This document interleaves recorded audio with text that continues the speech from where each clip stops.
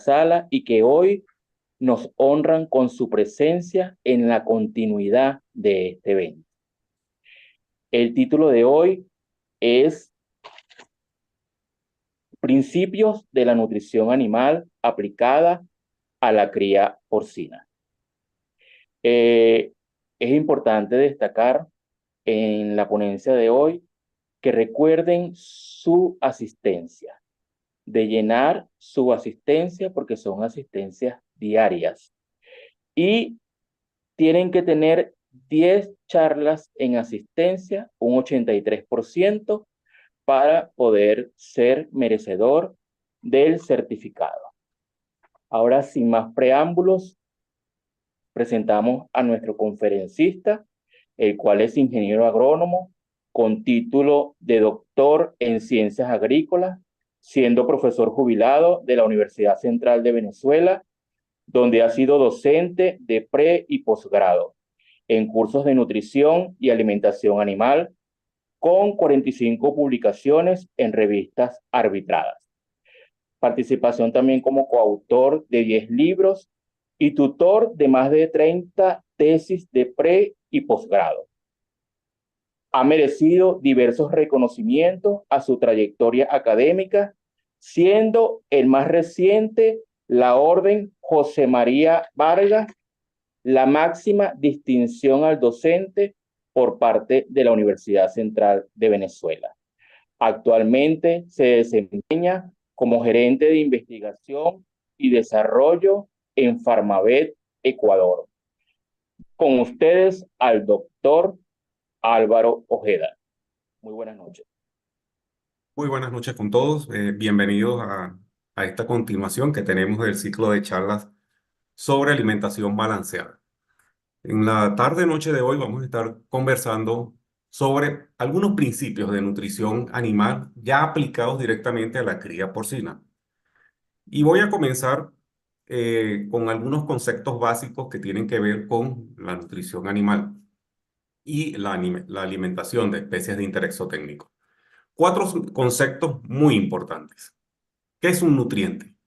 ¿Qué es un alimento? ¿Qué definimos como nutrición y qué definimos como alimentación? Continuamente en su ejercicio profesional o a niveles de granja van a estar escuchando estos cuatro términos. Comencemos con el primero. ¿Qué es un nutriente? Un nutriente es todo compuesto químico que puede incorporarse al cuerpo del animal y satisfacer algunas de sus necesidades, ya sea de mantenimiento o en el área de producción. Así que todo compuesto que está en el medio ambiente, normalmente vehiculizado en lo que llamamos alimento, y que puede ingresar al torrente sanguíneo del animal, ya sea por plasma o por linfa, y incorporarse a la síntesis de leche, a la síntesis de músculo, a la síntesis de tejido óseo, etcétera, eso es un nutriente. Con lo cual, entonces, la definición de nutriente está limitada a la funcionalidad de los compuestos químicos. Cuando hablamos de un alimento, pues nos llega a la mente rápidamente que un alimento es un vehículo de nutrientes. Si yo hablo de que le estoy entregando a mis animales maíz en grano, trigo, sorgo, leucaena, caña, pues cada uno de esas versiones que he mencionado de vehículos de nutrientes son alimentos. Así que cuando hablamos de alimentos estamos hablando desde un maíz en grano puro hasta un alimento balanceado, porque a diferentes escalas ambos son vehículos de nutrientes. En la siguiente lámina les voy a mencionar cómo los alimentos no solo tienen nutrientes, tienen otros compuestos.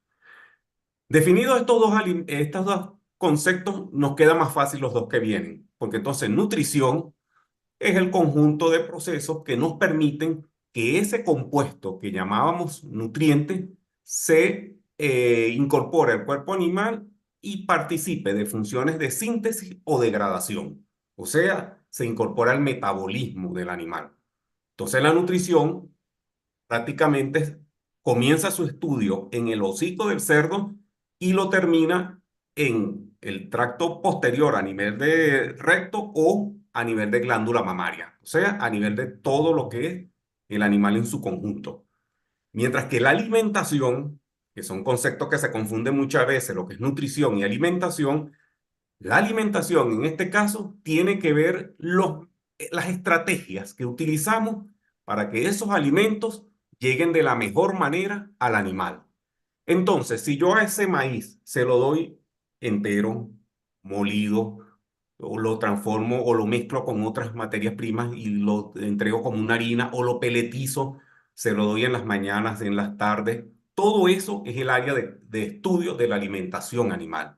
Entonces, nutriente, alimento, nutrición y alimentación van a ser cuatro términos que van a estar escuchando a lo largo de todo este ciclo de charla, con lo cual es bueno que los tengan siempre pendientes, que son conceptos diferentes, aunque a veces se usan de modo indiscriminado. Cuando hablamos de un alimento, y aquí en la imagen tienen peles de diferentes tamaños, mezclas en harina, una que es casi polvo, uno que es maíz solo molido, un alimento tiene al menos cuatro componentes básicos. Los nutrientes, que son los que, como le dije anteriormente, se van a incorporar a las funciones propias del animal, ya sea en mantenimiento o en producción. ¿Cuáles son esos nutrientes? Pues el agua, los aminoácidos, los ácidos grasos, los monómeros de carbohidratos, ya les voy a mencionar de qué se trata esto de monómeros, minerales y vitaminas. Como mínimo, esos son los nutrientes que van a ir en cualquier alimento, ya sea un grano de maíz o un alimento balanceado. Pero no solo eso tienen los alimentos. Tienen también mejoradores del producto, que son muy evidentes en los alimentos balanceados. Entonces, los alimentos balanceados y cualquiera de sus materias primas, porque esto aplica para todo alimento, llevan consigo enzimas, saborizantes, pigmentantes. Los alimentos balanceados llevan algunos aglomerantes, secuestrantes para micotoxinas, ácidos orgánicos, aceites esenciales. O sea, llevan una gran cantidad de elementos que aquí estoy identificándoles como mejoradores del producto que no tienen en sí mismo valor nutricional. Los nutrientes son estos, pero ayudan a que los nutrientes se utilicen de mejor manera. Muchas veces la diferencia entre un alimento que llamamos muy bueno, o sea, que genera muy buena respuesta en el animal, y otro que no lo hace tanto, no está ni siquiera en los nutrientes, está en los mejoradores de los productos. Estos mejoradores del producto normalmente los llamamos aditivos. Y en el ciclo de charlas hay una sesión dirigida a comentarles sobre los aditivos y a decirles cuáles son y describirlos. Así que ese será un capítulo aparte. En esta sesión nos vamos a quedar con los nutrientes. Otra parte importante que llevan los alimentos y que determina su utilización son materiales inertes. Algunos llevan fragmentos inorgánicos, otros llevan sílice, lignina. Cuando son tratados con calor se forman lo que se denominan artefactos, o sea, nutrientes que alteran su estructura y ya no pueden ser utilizados por el animal. Y finalmente, todos los alimentos, incluidos el que he venido tomando como ejemplo, el grano de maíz o un alimento balanceado, siempre llevan tóxicos, porque los tóxicos son inherentes a las materias primas vegetales porque forman parte de un mecanismo de evolución, de protección de los vegetales. Todo alimento lleva fitatos, fenoles, micotoxinas, cianógenos, inhibidores de enzimas, unos en mayor cantidad, otros en menor cantidad.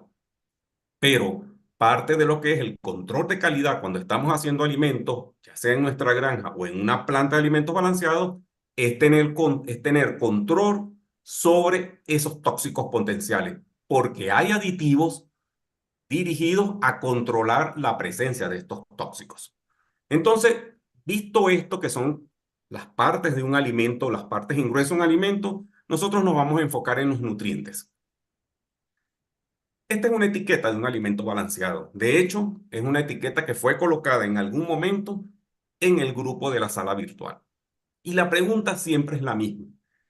¿Pueden ayudarme y decirme si este alimento llamado cerdo iniciador, le quité la marca porque no tiene nada que ver con la marca? Muchas veces nos preguntan, ¿este alimento será bueno? ¿Se lo puedo dar a mis animales? ¿Generará una buena respuesta?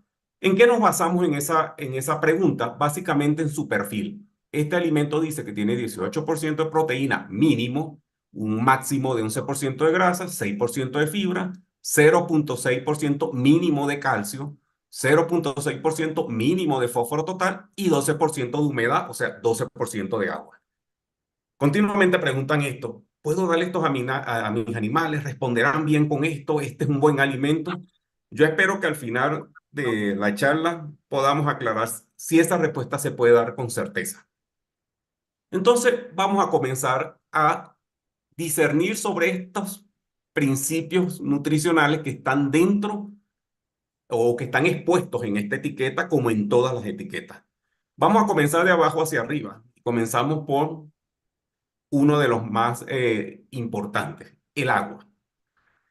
Muchas veces en los cursos le pregunto a los asistentes, a los alumnos, si el agua es un nutriente o no, ¿verdad? Y si vemos la definición de nutriente, que es todo compuesto que puede incorporarse al cuerpo animal para cumplir una función, ya sea de producción o de mantenimiento, claramente el agua es un nutriente. Y les digo más, es el nutriente que consume el animal en mayor cantidad. Consume mucho más agua que cualquiera de los demás nutrientes, ¿verdad? En términos de volumen, en cantidad diariamente. Y lamentablemente, como me decía un profesor en su momento, es el nutriente olvidado. Muchas veces llega la gente a las granjas y está más pendiente del alimento, de las instalaciones, de la temperatura, etcétera, y descuidan el agua. El agua, al fin y al cabo, es lo que hemos estado escuchando durante toda la vida. Hidrógeno y oxígeno en proporción 2 a 1, con unas características bioquímicas particulares o estructurales que son el ángulo y la distancia entre una y otra molécula. Pero lo que sí nos interesa saber es que tenemos dentro del cuerpo del animal estructuras que tienen diferente nivel de participación del agua. Unas que son muy anhidras, o sea, tienen muy poca agua, como el tejido adiposo. Ustedes agarran aceite de palma, aceite de maíz, cualquier aceite, y colocan la mano dentro y sienten como que se humedece, pero no es agua. Ese material normalmente tiene 7% o menos de eso de agua. Y para que tengan una idea, el alimento tiene alrededor de 12% de agua, 11-12%. La grasa tiene mucho menos agua que eso. Y luego podemos ir subiendo y vamos a llegar a estructuras del cuerpo que tienen niveles medios de agua, 70, 75%, 80%, como el cerebro, el músculo, el hígado, o partes del cuerpo que son básicamente agua, como los jugos digestivos, los tejidos conjuntivos que están alrededor de los órganos, la linfa. Entonces, desde ese punto de vista, el agua es muy importante en el animal. De hecho, tiene más agua que cualquiera de las otras estructuras químicas que lo componen. Cuando estamos hablando de las funciones del agua, no hay mucho que discutir sobre esto. Es el solvente ideal, se mueven los líquidos dentro del agua, el impulso nervioso se transmite a través del agua en el cuerpo, sirve para excretar los tóxicos que tenemos en el cuerpo, es un muy excelente lubricante en las articulaciones, regula la temperatura corporal a través de la transpiración y en otras especies la sudoración, forma parte de los jugos digestivos, o sea que sin agua no habría una digestión, pero todas estas funciones que tiene el agua son fundamentales y por eso es que es muy importante cuidar el agua de nuestra granja porcina. El agua que ingresa al cerdo va básicamente en 3 vías. Una que es el agua que él ingiere, el agua de bebida, viene por los chupones o por los bebederos. Otra que es el agua en los alimentos y finalmente una metabólica. La mayor cantidad de agua que consume el animal es agua de bebida. El agua en los alimentos, como les decía, es los alimentos que estamos entregando a los animales, a menos que sean vegetales o papillas, un alimento balanceado, un alimento hecho con harinas, normalmente tiene entre 11 y 12% de humedad. O sea que un cerdo estará consumiendo, en función de la edad, por esa vía, alrededor de 300 gramos de agua. O sea, muy poca agua. El agua metabólica es menos todavía. El agua metabólica se genera en las reacciones internas del animal. Todo lo que significa producción, síntesis de leche, síntesis de músculo, síntesis de hueso, síntesis de enzimas digestivas, todo eso son procesos metabólicos que generan agua. Y esa es una parte que llamamos agua metabólica. El animal no puede vivir de esa agua metabólica. O sea que el grueso del agua que tienen nuestros animales depende de nosotros como manejadores de la granja, porque es agua de bebida. Entonces, muy importante este aspecto, sobre todo por términos de calidad. El agua que tiene el animal está normalmente un 60% dentro de las células, el otro 40% está fuera de las células y mecanismos de excreción por los riñones, o sea, por la orina, por la piel, en el cerdo es muy poco, por los pulmones a través de la transpiración, en las heces o en los productos, por ejemplo, en la cerda lactante, que produce mucha leche y excreta mucha agua por la leche. De hecho, siempre hay que estar muy pendiente de los niveles de agua de la cerda lactante, porque si no consume agua suficiente, no va a producir leche. ¿De qué depende la cantidad de agua que vamos a ofertar a nuestro animal o que tenemos que garantizarle que esté disponible? De varios factores. ¿Qué edad tiene el animal? Si está pequeño, si está grande, si está produciendo leche, si no lo está, si está en la fase de ceba, si el alimento es muy seco, si el alimento es muy húmedo, qué cantidad de alimento, si come alimento en harina, toma más agua que si lo come peletizado, si hay mucho calor, si ya no lo hay, si tiene alguna enfermedad que restringe los procesos metabólicos, el tipo de agua que le estamos dando, la calidad, su temperatura, muy importante. Muchas veces uno va a las granjas y ve que los tanques de agua están expuestos al sol, con lo cual buena parte del día el animal no va a tomar agua. Si es muy ácida, si está muy dura el agua, o sea, tiene muchas sales, si huele mal, si sabe mal. Recuerden ustedes, los cerdos tienen aproximadamente 3 veces la cantidad de papilas gustativas que los seres humanos. O sea que tienen la capacidad de sentir sabores en el agua que nosotros no sentimos y que pueden hacer que deje de tomar agua. Un pequeño ejemplo aquí les coloco. Temperaturas ambientales de 10 a 15 grados, el animal pudiera estar tomándose, un animal X, un cerdo, básicamente en levante, unos 3 litros de agua. Pero si esa temperatura sube a más de 27 grados, que es básicamente la temperatura de buena parte del trópico latinoamericano, esa cantidad de agua que él consume se duplica. Entonces, muy importante que garanticemos agua en cantidad y calidad a nuestros animales, porque es en términos de volumen, el primer nutriente de nuestro rebaño. Cuando hablamos de calidad, esta es una tabla de calidad de aguas para cerdos. Estas las consiguen ustedes en internet o en los manuales de las líneas genéticas. Dos o tres elementos importantes a evaluar. Y con esto les sugiero, siempre estén evaluando la calidad del agua que están tomando sus animales. Porque si el animal no toma agua de calidad o no toma agua, no va a haber jugos digestivos, no va a haber circulación sanguínea eficiente, no va a haber desarrollo de órganos, o sea, toda la cadena de producción empieza a detenerse. Nos interesa mucho cuántos sólidos están disueltos en el agua. Todos estos análisis los hacen los laboratorios de calidad de agua.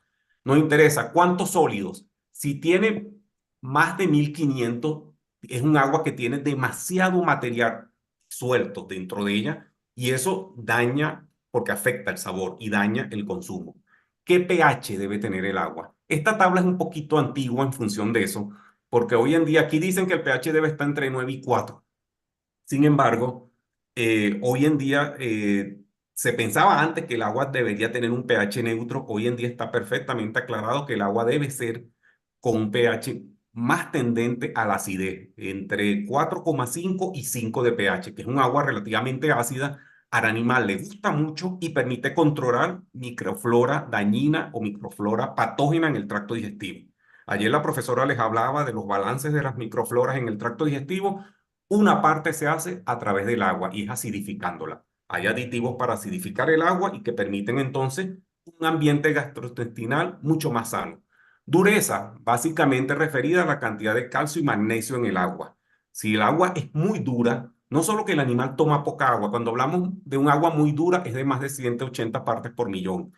Si el agua es muy dura, o sea que tiene mucho calcio y magnesio, no solo que el animal no le gusta tomarla, sino que esa agua tiende a dañar las tuberías, a tapar las tuberías y los bebederos, y una vez que el animal la ingiere, tiende a precipitar minerales. O sea, minerales que ustedes le dieron en la dieta van a salir en las heces porque se precipitan y el animal no los puede absorber.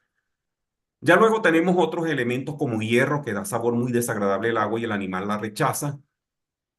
Nitratos y nitritos, lo que son sulfatos, nitratos, nitritos. Los sulfatos se asocian a la presencia de insecticidas o pesticidas en el agua, que pueden entrar en pozos profundos una vez que el agua se percola, agua de lluvia que percola hacia pozos profundos y no las contamina con tóxicos de plaguicidas. Nitratos y nitritos tienen que ver con poblaciones microbianas. Si están muy altos es porque hay mucha contaminación microbiana en el agua. Y materia orgánica, pues que definitivamente la materia orgánica es como un indicador grueso de algunos de los indicadores anteriores. Entonces, muy pendiente con estos indicadores de calidad y no descuiden nunca la calidad del agua de sus animales. No solo el agua que llega al tanque, y esto es muy importante, sino el agua que sale en los bebederos, que es la que definitivamente toma el animal. Muchas veces al tanque llega un agua muy buena porque llega de vertiente, pero a nivel de granja el agua es malísima porque en las tuberías o en el tanque se contamina. Algunos indicadores de calidad de agua, pues miren, que tenga disponibilidad de agua al libitum. Normalmente toman entre 2,5 a 4 veces más agua que alimento. O sea, si toman 1 kilo de alimento, estarán tomando entre 2,5 y 4 litros de agua. Y por supuesto, en lactancia, mucha más agua que en el resto de la fase. Aquí tengo el ejemplo de la tabla de Topic y fíjense las cantidades. A las 9 semanas toma 2,8 veces la cantidad de agua en función de alimento. A las 20 semanas, por cada kilo de alimento se toma 3,5 litros de agua. Y así el animal va, como les dicen, entre 2,5 y 4 litros de agua por kilogramo de alimento que consuma. ¿Cuál es la idea de esto? Normalmente que tenga agua a voluntad, no estar contando los litros. Una parte importante del alimento son los carbohidratos. En la etiqueta que vimos decía 6% de fibra. Las fibras son carbohidratos. ¿Y qué son los carbohidratos? Los carbohidratos son tejido orgánico que tienen las plantas, el tejido vegetal, que es el grueso de lo que está consumiendo el animal. En el tejido vegetal, 70-85% son carbohidratos sintetizados a partir del proceso de fotosíntesis, captando la energía solar, y los podemos dividir en azúcares simples, que son los monómeros que le mencioné antes. Un carbohidrato es una cadena, imagínense una cadena y cada eslabón es un azúcar simple. Entonces el almidón es una cadena de glucosa. La leche es galactosa más glucosa y así cada carbohidrato que esté presente en las estructuras son cadenas. Tenemos entonces los azúcares simples, que son los eslabones de la cadena, y tenemos los carbohidratos estructurales. En el área vegetal es lo que está formando la parte externa de la célula vegetal. Esto que está aquí es una célula vegetal y la parte externa son los estructurales, lo que le dan rigidez a esa célula. Y luego los no estructurales, que son carbohidratos de almacenamiento, que en el vegetal es el almidón, un 70% del vegetal son carbohidratos y de eso una buena parte en la semilla es almidón. En los frutos, porque tenemos galactosa y fructosa básicamente en los frutos y glucosa, y luego el tejido animal lo que tiene es 1% de carbohidratos. O sea, a nuestros animales le estamos dando, por ejemplo, harina de carne, harina de pescado o el propio cerdo no tiene más de 1% de carbohidratos en la forma de glucógeno. O sea que la fuente fundamental de carbohidratos que llegan al animal es a través de su alimento y él no los almacena muy poco carbohidratos. La función de los carbohidratos, pues fuente de energía. Y a partir de esa energía mantenemos la temperatura corporal y mantenemos el animal en potencial movimiento. Los carbohidratos también son parte de los esqueletos que se utilizan para sintetizar grasa y sintetizar proteínas. O sea que son muy importantes en el animal. No solo por ellos mismos, sino porque son precursores de estructuras del animal. La otra parte importante de ese alimento que en la etiqueta decía, bueno, entonces vamos por parte. En el área de carbohidratos, el alimento lo que decía es que tiene 6% de fibra, pero no nos dice qué carbohidratos tiene el alimento. Si esos carbohidratos son digestibles, si tiene almidón, si no lo tiene, cuánto de glucosa, porque eso es lo que nos interesa, porque eso es lo que necesita el animal. El animal no necesita fibra más allá de para garantizar movimiento intestinal y alguna parte que se fermente en el tracto posterior. Realmente de carbohidratos nos interesa es otra información adicional que no está en la etiqueta. Luego vamos a grasa. El alimento dice 11% de grasa mínimo, máximo, creo, o mínimo. 11% de grasa. ¿Qué son las grasas? Entonces, lo primero que tenemos que saber es que las grasas son compuestos orgánicos. O sea, tienen carbono e hidrógeno, ¿verdad? Y que son insolubles en agua. Eso lo vamos a ver en cualquier definición. Partimos de ese 11% de grasa. Vamos a ver qué información está detrás de ese 11%. Tenemos dos tipos de compuestos grasos. Los que son simples, o sea que solo tienen grasa como tal, o sea, ácido graso y un alcohol, o las grasas que son compuestas, que además de ácido graso y alcohol, tienen glicerol, tienen fósforo, tienen esfingosina o tienen glucosa. Entonces tenemos dos grupos de compuestos. Normalmente, cuando alimentamos a los animales, lo hacemos con grasas simples. O sea, que solo tienen triglicéridos. Si ustedes compran aceite de palma, aceite de maíz, aceite de girasol, lo que están comprando es triglicéridos. O sea, grasa simple, una estructura que tiene 3 ácidos grasos y un centro de alcohol.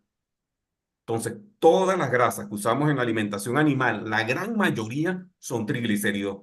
tienen una pequeña parte de grasas compuestas presentes en las células de los vegetales o si estamos utilizando harinas de origen animal, pero el grueso del enfoque es hacia los triglicéridos. Tres ácidos grasos, uno, dos y tres, y un alcohol en el centro. Les pongo estos términos porque los van a oír con frecuencia. Un ácido graso de cadena corta o un ácido graso de cadena larga. Cada esquina que ven aquí es un carbono. Si son menos de 6, es cadena corta. Si son más de 6 o más de 8, porque esto viene en pares, es cadena larga. Enlaces pueden ser simples o dobles. Entonces, si son simples, son saturados, si son dobles, son insaturados. Y luego, algo que está muy de moda en alimentación humana y ya está pasando a la alimentación de mascotas, son los omegas. Entonces, ustedes agarran cualquier etiqueta de cualquier alimento y van a ver cuántos omegas tiene y les publicitan que tienen omega. Como ejemplo, un ácido graso de cadena corta, el acético, o sea, el vinagre, 2 átomos de carbono. Un ácido graso de cadena larga, el palmítico, que es el que está en el aceite de palma fundamentalmente, tiene 16 átomos de carbono. O sea, aquí tenemos 1, 14 son 15 más este 16. Y un ácido graso de cadena de lo que llamamos insaturados tienen dobles enlaces. Aquí está un doble enlace, aquí está el otro y aquí está el otro. Este ácido graso linoleico, además de ser un ácido graso de cadena larga, porque tiene 18 carbonos, e insaturado, porque tiene dobles enlaces, es un ácido graso omega. ¿Por qué? Porque el doble enlace está en el carbono 3 contando desde aquí. 1, 2, 3. Este ácido graso, el linoleico, es un omega 3. Entonces, cuando ustedes ven que la dieta lleva, por ejemplo, de perros y gatos, omega 3, es porque lleva ácidos grasos que tienen un doble enlace en el tercer carbono. Si es omega 6, tiene un doble enlace en el carbono 6. Entonces, esta es la clasificación y las funciones de las grasas.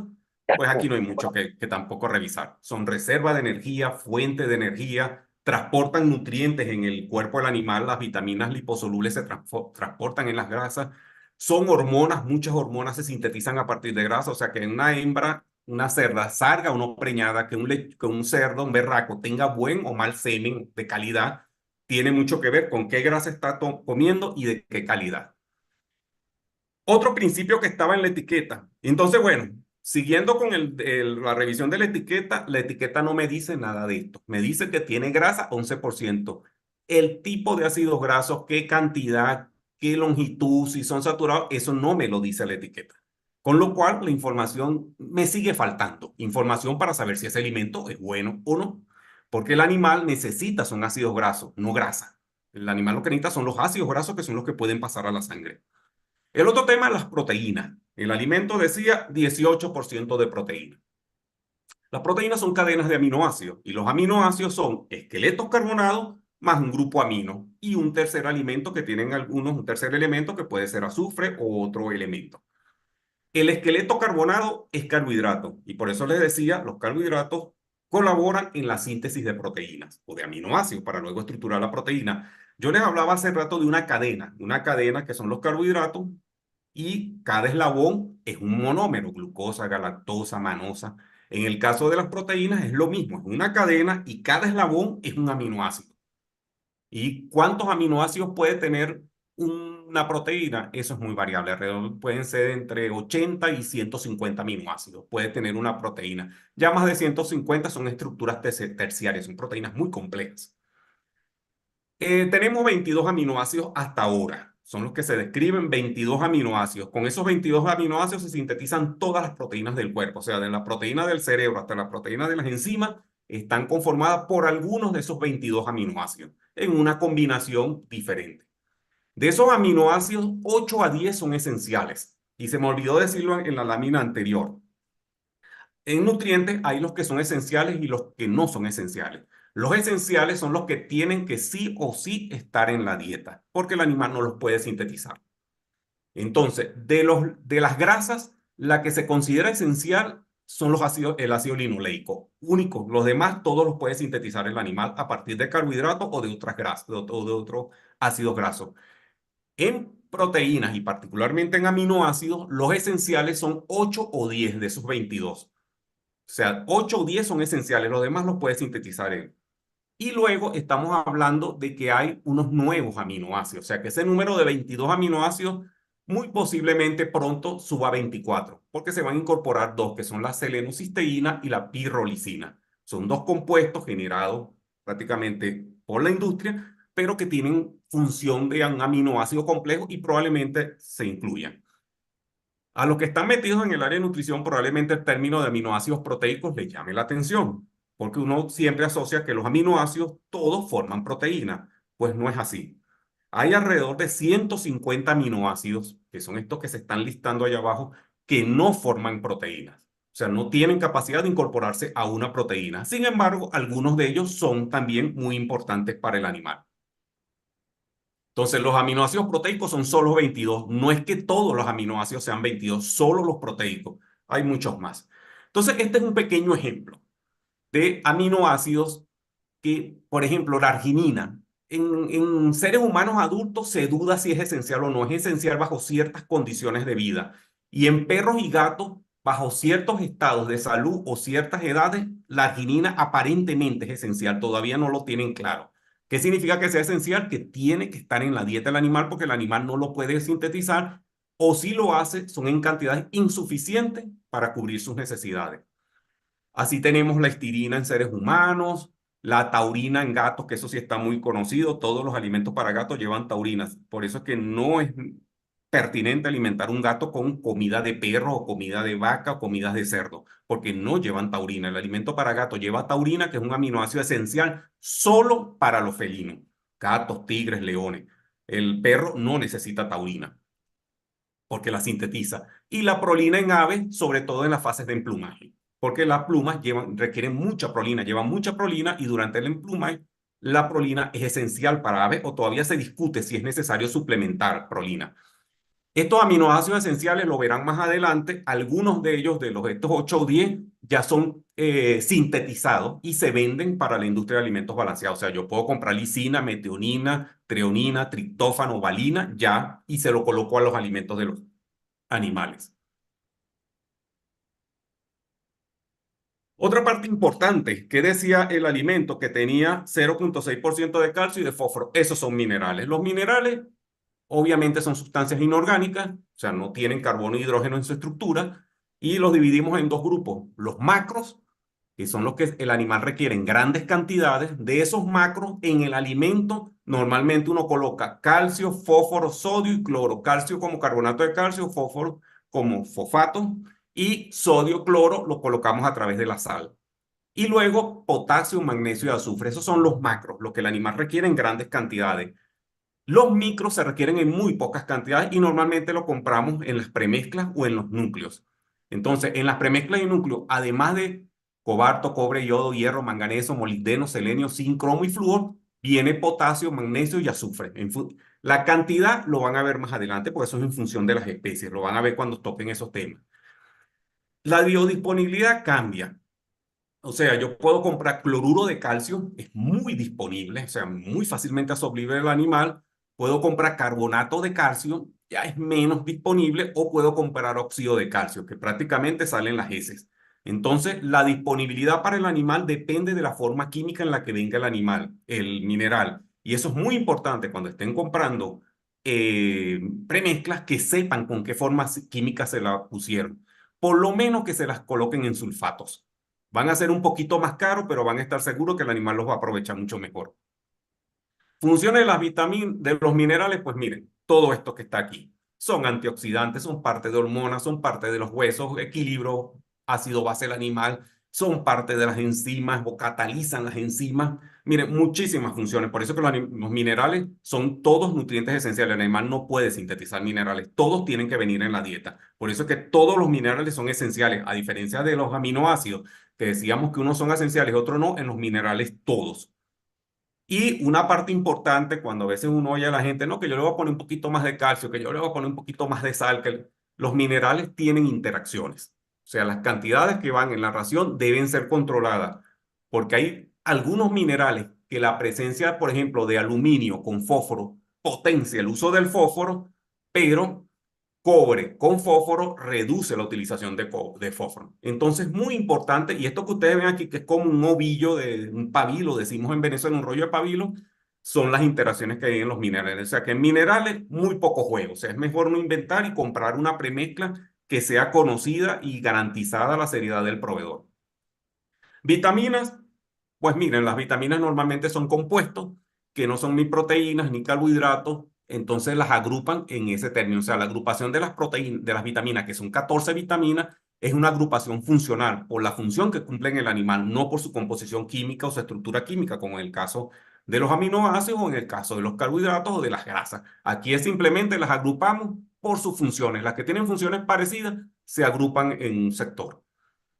Las agrupamos en dos áreas, liposolubles e hidrosolubles. O sea, las primeras son las que son solubles en grasa, ¿verdad? Que son la A, la D, la E y la K. De ellas, todas pueden ser, no se pueden almacenar, solo la K. O sea que digo, excepto la vitamina K no es almacenada. La A, la D y la E se almacenan en la grasa del animal. Mientras que las hidrosolubles, excepto la B12, se puede almacenar. Todas las demás salen en la orina. Por eso que ustedes cuando toman unas pastillas con vitamina B, del complejo B, al poco rato ven que están urinando prácticamente vitamina. O sea, no se almacenan en el cuerpo, son excretadas en la orina. Las vitaminas, a diferencia de los minerales, que todos son esenciales, las vitaminas sí hay la posibilidad de que los animales sinteticen alguna a partir de la microflora del tracto gastrointestinal. Por eso que aquello de salud intestinal es muy importante, porque un intestino que funcione bien sintetiza vitaminas bien también. Las funciones, pues una larga lista, como están aquí. Forman parte de enzimas, están en el metabolismo de carbohidratos y aminoácidos, regeneración de piel, son antioxidantes, tienen que ver con la inmunidad del animal. Un animal con un buen perfil de vitamina resiste mucho más las enfermedades. De hecho, la vitamina C tiende a colocarse en el alimento para incrementar la respuesta inmune. Este dibujo del tracto gastrointestinal lo vieron ustedes ayer, porque ahora visto las proteínas, los lípidos, los carbohidratos, vitaminas y minerales, pues ahora nos interesa saber cómo se absorben, cómo pasa eso a la sangre y qué ocurre. Eso va a ocurrir en el intestino delgado, como les comentó la profesora, y es muy importante garantizar la presencia de estas vellosidades en cantidad y calidad. O sea, que se vean bien, que sean altas, que sean lo que es el ancho, que sean bien anchas, muy profundas, para que puedan absorberse los nutrientes. Esos nutrientes se van a absorber, esta es una vellosidad intestinal, ellos van a pasar a través de las paredes de las vellosidades y dentro de las vellosidades, de cada una de esas vellosidades que vimos ahí, hay capilares arteriales y venosos y linfáticos. Para mover los nutrientes van a pasar desde el intestino, de la parte interna del intestino, a las vellosidades y de ahí van a la sangre o a la linfa. Entonces, en la medida que esas vellosidades sean de mejor calidad, que tengamos un intestino muy sano, la mayor cantidad de nutrientes van a estar pasando al interior del animal y de ahí se incorporarán al metabolismo. Esta es una foto de una microvellosidad. Fíjense ustedes cómo son, o sea, muy parecidos al diagrama. Aquí están los vasos conductores y este es el externo. Son como unas especies de dedos que vibran y el animal los hace vibrar para promover la absorción. Y sobre la superficie de esas vellosidades está una capa de moco y sobre esta viven los microorganismos, unos benéficos y otros patógenos. Nos interesa mucho promover los que son benéficos. Tenemos entonces el alimento, ese alimento que vimos que alguien pregunta si es bueno o malo. Y ese alimento decía que tiene proteína, grasa, fibra, calcio, fósforo y agua. ¿Es suficiente esa información para saber si ese alimento me va a dar una buena respuesta o hay el potencial de que sea utilizable eficientemente por el animal? La respuesta es no. Como vimos anteriormente, realmente el animal no absorbe proteínas, son muy grandes, no puede absorberlas, tienes que digerirla. Fibra no la absorbe tampoco. Calcio sí lo absorbe, pero yo no sé qué tan disponible es ese calcio que dice la etiqueta de 0,6%. Fósforo me habla de fósforo total no disponible, o sea, yo no sé cuánto de ese fósforo sale en las heces. Y humedad, pues mira, más que todo para saber que el alimento no se me va a dañar pronto, porque el grueso del agua la toma el animal en el bebedero. ¿Qué me interesa de ese alimento en realidad? Todo esté listado.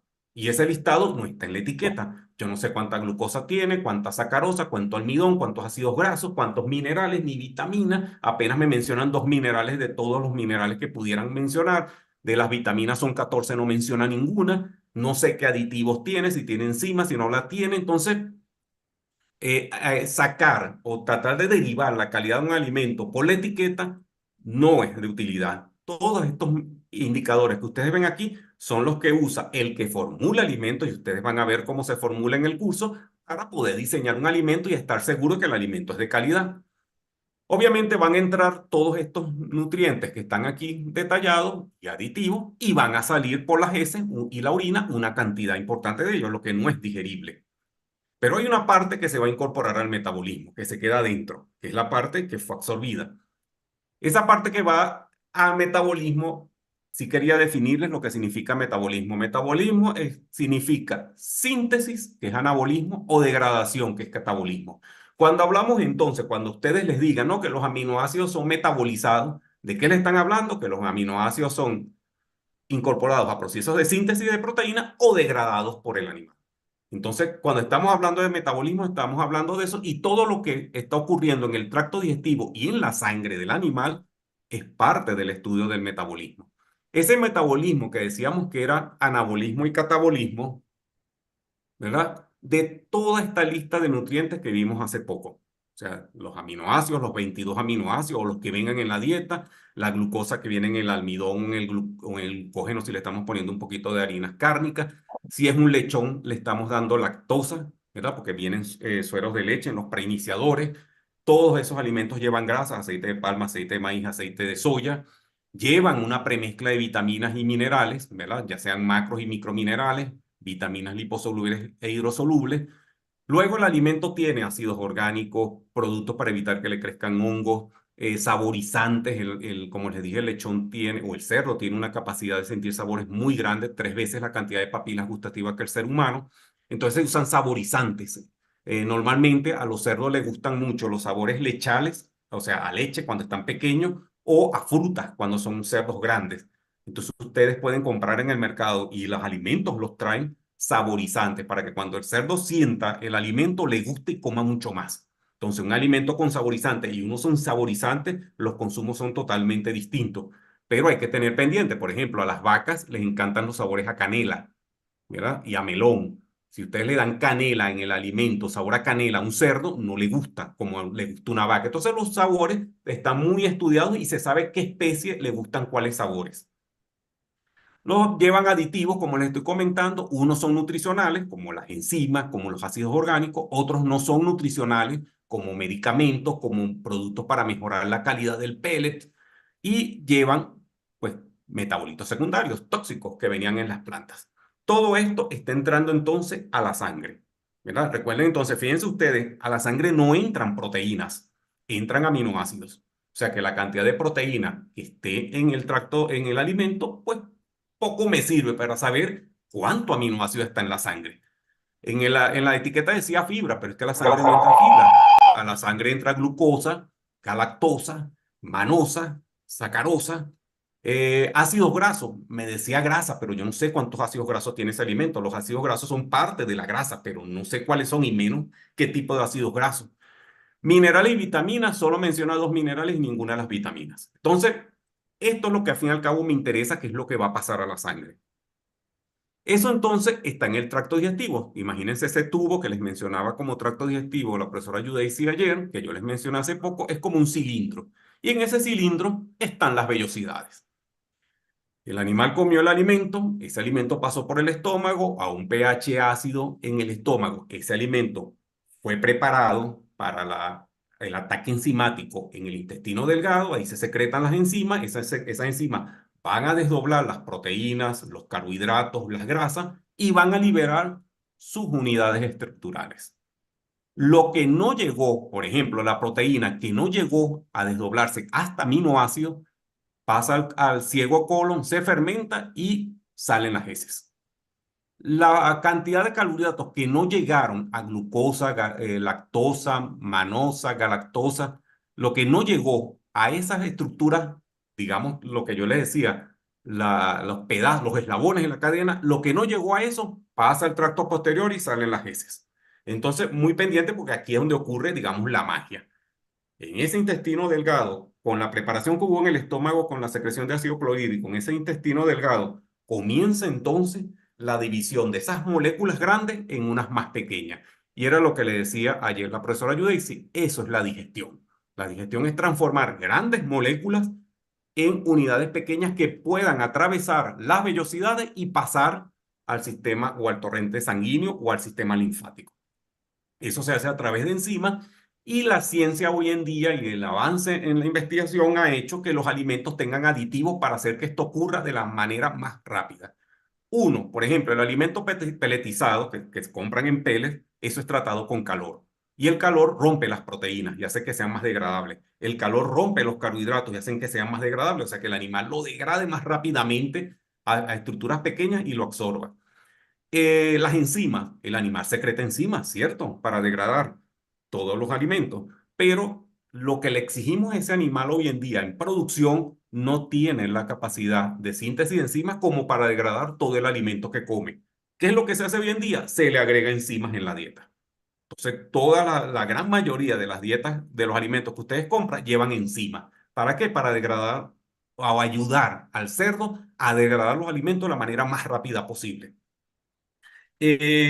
Saborizantes llevan, pigmentantes en cerdos no se usan, en aves sí se usa, secuestrantes de micotoxinas para reducir el efecto de las micotoxinas, carbón llevan algunos y así una suma de ingredientes para hacer que estas moléculas grandes que él comió en el alimento vayan a moléculas pequeñas que él pueda absorber fácilmente.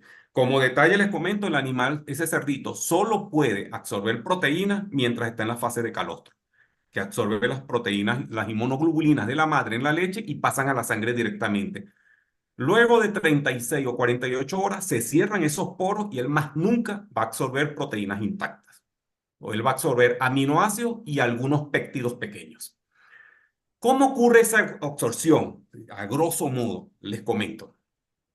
Tenemos entonces que esos compuestos están en sangre, todos estos que mencionamos, están en el tracto digestivo. Y esas vellosidades, para que ellos atraviesen la vellosidad y pasen al interior de ella, donde están los vasos sanguíneos o linfáticos, deben ocurrir procesos de difusión o de transporte. ¿A qué me refiero? Tenemos una molécula, por ejemplo, de aminoácidos. Los aminoácidos ingresan a través de transporte activo, o sea, requieren energía. Hay un proceso que se va a activar energético, o sea, un proceso que va a demandar energía, que permite que ese aminoácido que está en la luz del intestino, por una invaginación, pase al interior de la célula de la vellosidad y de esa manera, una vez dentro de la vellosidad, va a los conductos portales para irse vía porta hacia los órganos del animal. Por ejemplo, la glucosa, la lactosa, la sacarosa, ellos pasan por difusión simple. ¿Qué significa esto? Como la concentración de glucosa, lactosa, sacarosa es mayor en la luz del intestino que dentro de la vellosidad, simplemente por esa vía pasan por difusión, o sea, pasan de un lugar más concentrado a uno menos concentrado. No requieren mayor mecanismo para pasar.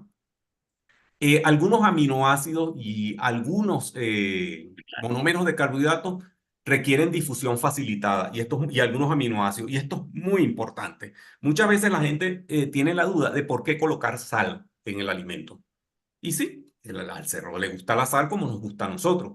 Entre una comida que ustedes coman sin sal y una con sal, es obvio cuál van a preferir. Entonces la sal que va en el alimento sí, tiene normalmente 0,5%, 0,4 a 0,6%, por ahí andan los niveles de sal, dependiendo de cuánto sodio quieran ustedes.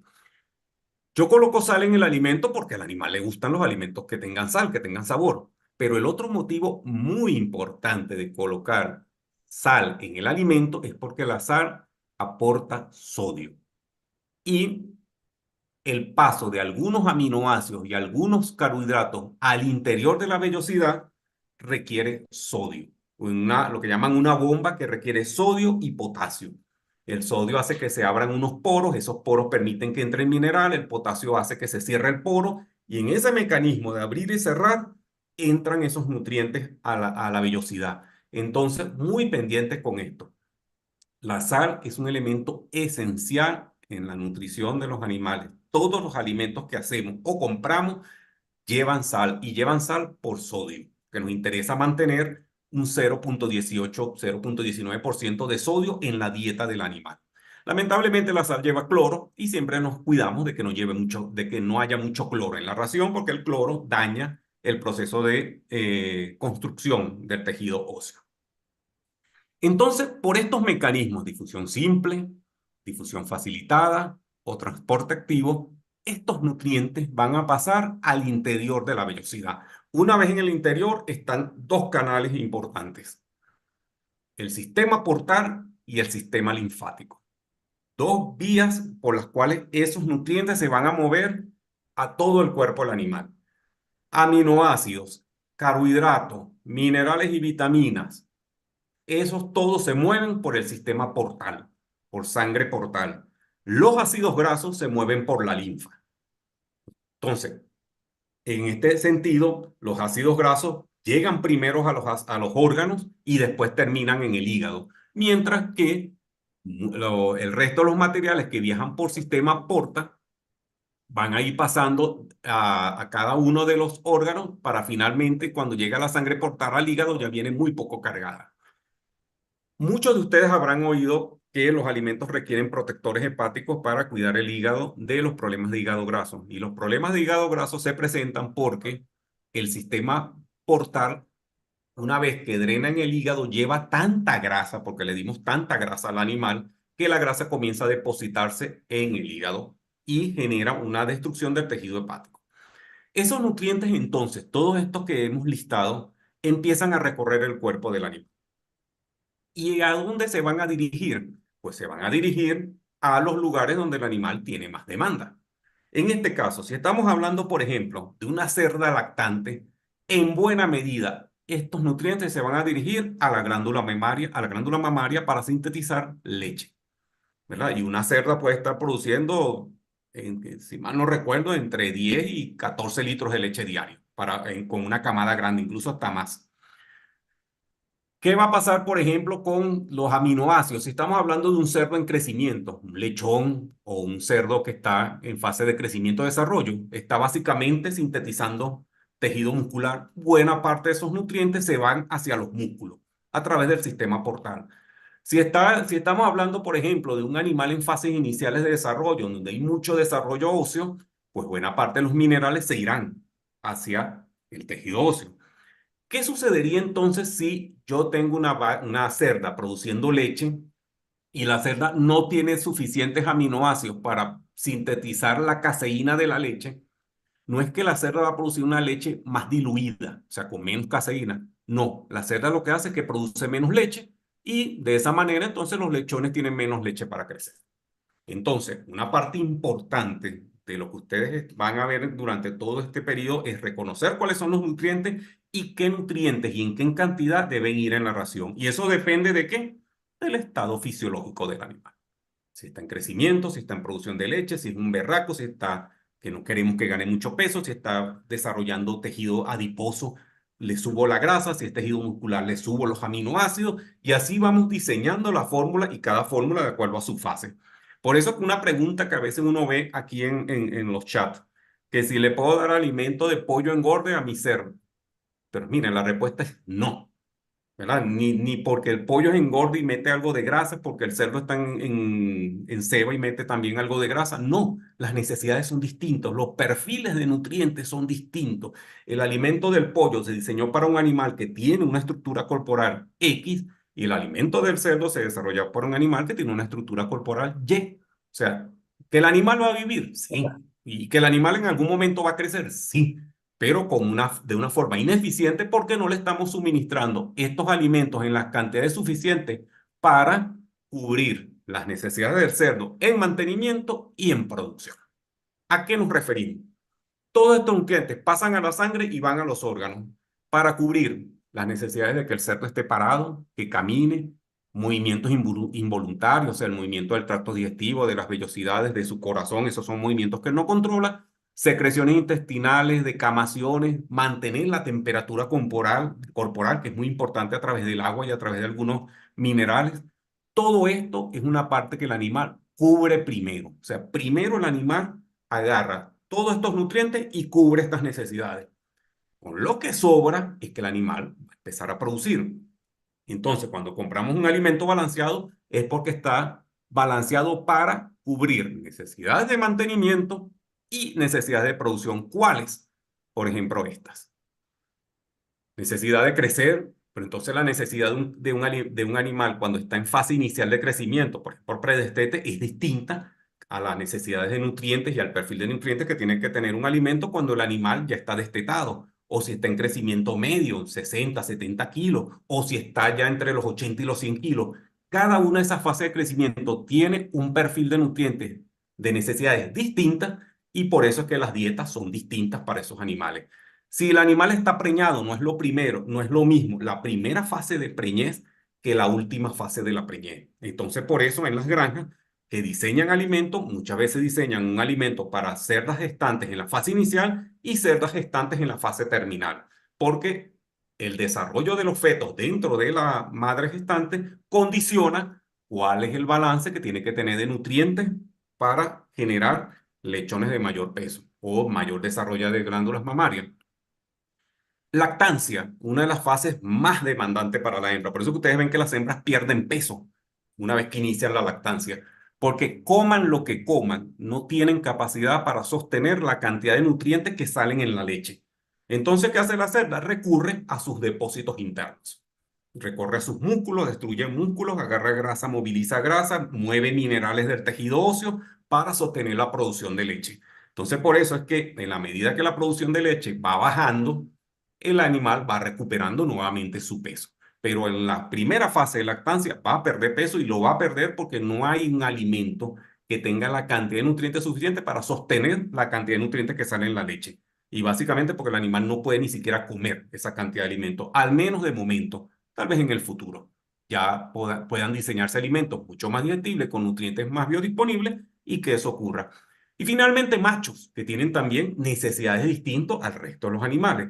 Por eso que ustedes en el mercado van a conseguir alimentos crecimiento inicial, desarrollo, predestete, madre gestante, madre lactante, incluso algunos hacen alimentos para berraco. Poder yo hacer que estos nutrientes compaginen con estas diferentes necesidades que tienen los animales es lo que llamamos las necesidades nutricionales. Esas están definidas en tablas de necesidades. Los manuales de las líneas genéticas me dicen cuánto de estos nutrientes requieren los animales y el nutricionista, como van a ver ustedes en el futuro en el curso, es el que empieza a combinar los alimentos, las materias primas, conociendo su composición para garantizar que este perfil de nutrientes que esté en el tracto digestivo sea lo más parecido posible a las necesidades nutricionales que tiene el animal en función de su fase, crecimiento, lactancia, etcétera, etcétera.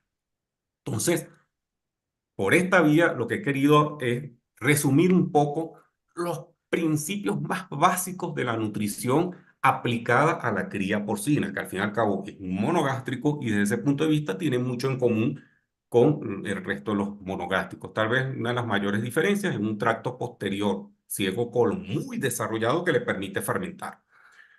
Finalmente, ya para concluir, que una de las partes que comenzamos con esta revisión es si la etiqueta del alimento me permite ver a mí, a conciencia, saber si ese alimento, como mucha gente dice, es bueno, sirve o no sirve. La respuesta definitivamente es no. Esas etiquetas no tienen la información suficiente para que ustedes puedan decidir si ese alimento les va a generar una buena respuesta en sus animales o no. Pero al fin y al cabo es lo que existe y seguimos comprando los alimentos por los patrones de etiqueta y muy importante, con mucha confianza con la casa comercial a la cual compren. Y al final de los tiempos, dos últimos eh, frases que quería dejarles. Todo lo que ustedes van a ver en el curso de nutrición va dirigido a incrementar la producción de los animales. Sin embargo, la nutrición no corrige problemas de manejo. Un animal con mal estado de salud, con pocos comederos, con aguas de mala calidad, llevando un calor insoportable, pónganle el alimento que quieran. Ese animal no va a producir lo suficiente. Así que la nutrición lo que es una parte del sistema que se suma para que todo el sistema funcione apropiadamente para generar la mejor respuesta a los animales. Con esto termino yo esta muy apretada revisión de lo que son los principios básicos de la nutrición aplicada a la producción animal y particularmente en este caso a la cría de cerdos.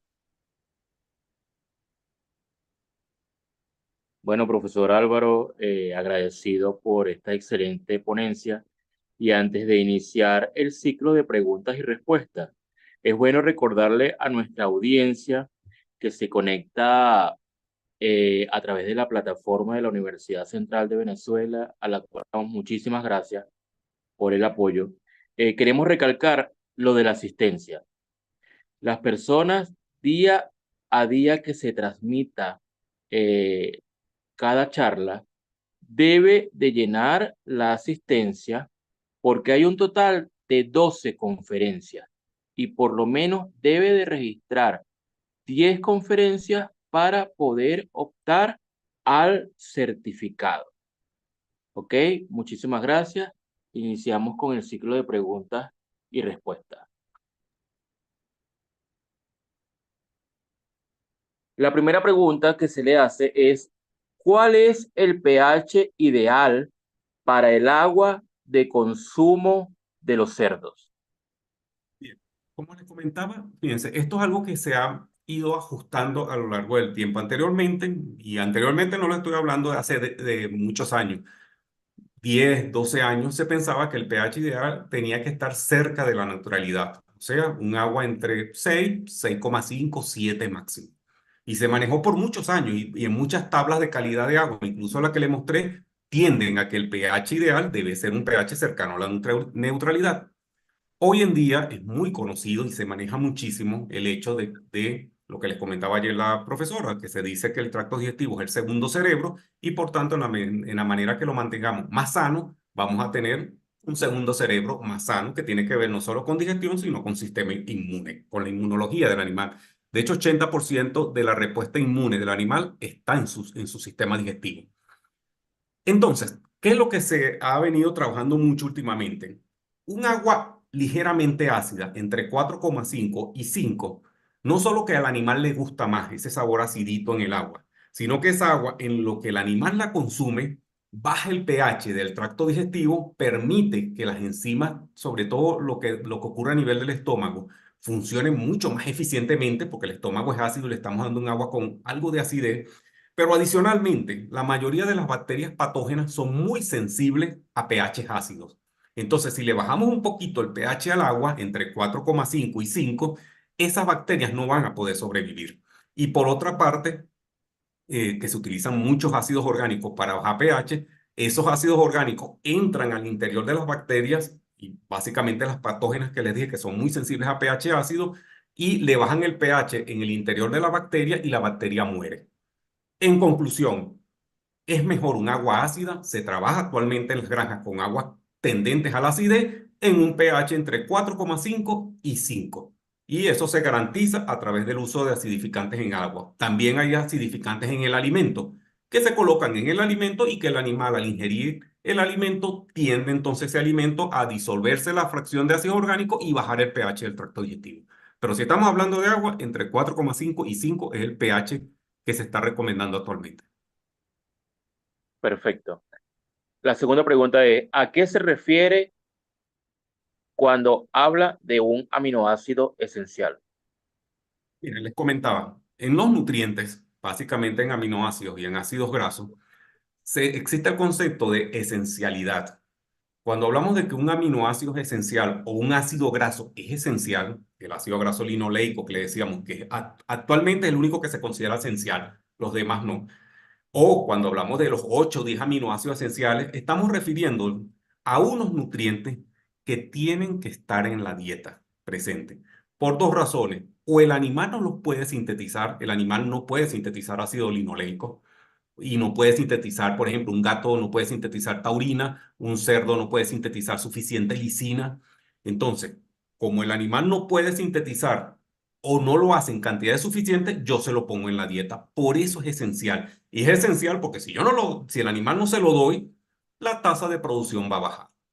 Recuerden ustedes, existen 22 aminoácidos proteicos. De esos 22 aminoácidos se combinan en diferentes maneras para generar una proteína. Si falta uno de ellos, no es que la proteína se va a generar sin ese aminoácido, es que no se genera la proteína. ¿Qué proteína no se genera? Probablemente proteína muscular, el animal no crece. Probablemente no se genera proteína de algunas de las que salen en la leche, como la caseína, el animal deja de producir leche o no produce suficiente leche. No se producen algunas proteínas del sistema inmune. El animal es muy susceptible a las enfermedades. Entonces, o por ejemplo, con el caso de los ácidos grasos, si no está el linoleico que va en toda lo que es la membrana celular del animal, si no le damos suficiente ácido linoleico, pues el animal va a empezar a tener problemas de piel. Entonces, los nutricionistas, cuando están diseñando los alimentos, están muy pendientes de cubrir los aminoácidos esenciales. ¿Y cuáles son los aminoácidos esenciales, por ejemplo, para un cerdo en alguna fase? Pues eso está en las tablas. En las tablas que generan las líneas genéticas dicen cuáles son los aminoácidos, en qué proporción deben estar, y el nutricionista se va guiando y va mezclando las materias primas de manera tal de cubrir esas necesidades. Lo que le falte, compra aminoácidos sintéticos y se compra lisina sintética, metionina sintética, treonina, valina, triptofano, todo eso se puede comprar sintético y se termina de balancear la ración. Entonces, en conclusión, un aminoácido esencial es aquel que debe estar en la dieta para que el animal pueda cubrir la demanda según sus necesidades fisiológicas. Perfecto. La otra pregunta es, ¿cuál es el porcentaje de aminoácidos, proteínas, minerales y carbohidratos en el alimento peletizado? Tal como les comenté, esas proporciones van a variar porque los productos de un animal, lo que yo deseo en producción en un lechón es muy distinto a un cerdo en desarrollo, a un cerdo en crecimiento, a un cerdo en finalización, a una cerda lactante o a un macho que está como reproductor, un reproductor, un berraco. Entonces, ¿cuál es el porcentaje? Eso depende de qué animal estoy yo haciéndole el alimento. Eso, como les comento, está en las tablas. Lo van a ver más adelante. Hay un par de charlas que tienen que ver con necesidades y formulación, y ahí le van a mostrar los porcentajes. Normalmente los nutricionistas nos conocemos algunos de memoria, otros los buscamos en las tablas porque son demasiados valores, pero eso está perfectamente definido en la tabla. Si, por ejemplo, se ingresan a internet y buscan la tabla de necesidades nutricionales de Topic, ahí les sale perfectamente cuál es la proporción de cada una de esas fracciones dentro de cada una de las etapas del animal. Si van a PIC, van a conseguir lo mismo y así, dependiendo de la línea genética, porque eso varía con la línea genética. Las líneas genéticas, en función de los niveles de producción, van variando las necesidades de los animales y simplemente quien formule el alimento está pendiente de qué línea genética va a formular, qué etapa de crecimiento, qué materias primas dispone y en función de eso va creando la fórmula. Perfecto. La otra pregunta que tenemos aquí es, ¿qué cantidad de sal hay que administrar a un cerdo? Mire, la cantidad de sal, eso varía bastante. Normalmente hablamos con cantidades de sodio. ¿Cuánta cantidad de sodio? Eso está entre 0,18 y 0,19% de la dieta debe ser sodio. ¿Cómo yo ofrezco ese sodio al animal? Dos más formas básicas, como sal o como productos que estén limpios de cloro. Me explico. Yo al animal entonces le doy sal, pero la sal tiene cloro. Y les dije anteriormente que a mí me interesa la sal por el sodio, no por el cloro. El cloro no es un mineral limitante en la alimentación de mis animales. Muy al contrario, si yo supero el 0,25 o 0,30 de sodio, de cloro en la dieta, voy a tener problemas con mi animal a nivel de tejido óseo, a nivel de dentadura y a nivel de absorción de nutrientes. ¿Qué es lo que se hace actualmente? Entonces, una parte del sodio entra como sal, pongan ustedes unos 2 kilos, 2 kilos y tanto, 2 kilos y medio, y los otros 2 kilos entran como productos libres de cloro. Por ejemplo, sesquicarbonato de sodio, que es uno de los que más se utiliza en la industria de alimentos para animales. Si no tenemos esa opción, en todos los países tenemos opciones de compras de esos productos, pues ¿cuánta sal va a entrar? Va a entrar la cantidad de sodio que necesita y eso va a estar girando entre 3 y 4,5 o entre 4 y 6 kilos de sal. Van a estar girando, pero eso se depende porque la cantidad de sodio que necesita el animal es distinto en un lechón, en un cerdo en crecimiento, un cerdo de desarrollo, una cerda lactante. Eso varía un poco con el estado fisiológico del animal. Entonces, dependiendo de la necesidad de sodio respecto al estado fisiológico, uno simplemente saca la cuenta y saca cuánta sal necesita, conociendo por supuesto la cantidad de sodio que tiene la sal. Ok, la otra pregunta ¿es necesario mantener un cerdo en total encierro para poder obtener una mejor digestión y adecuado metabolismo de los nutrientes? siempre se plantea esto, y en el grupo de Hablemos de Cerdos con mucha frecuencia se plantea el hecho de que yo tengo mis cerdos a pastoreo, el otro los tiene semi a pastoreo y el otro los tiene totalmente encerrados, o sea, estabulados en un sistema intensivo.